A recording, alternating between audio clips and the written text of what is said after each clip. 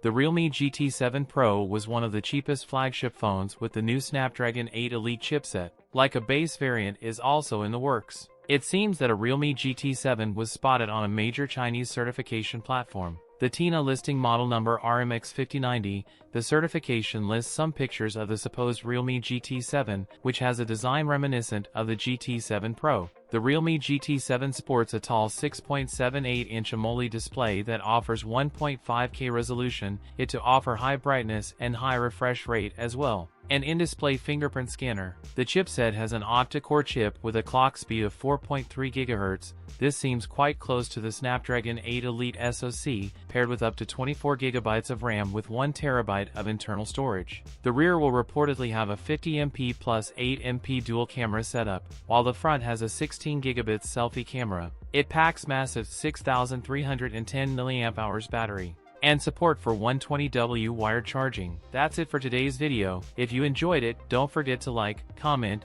and subscribe for more content. Thanks for watching, and I'll see you in the next one.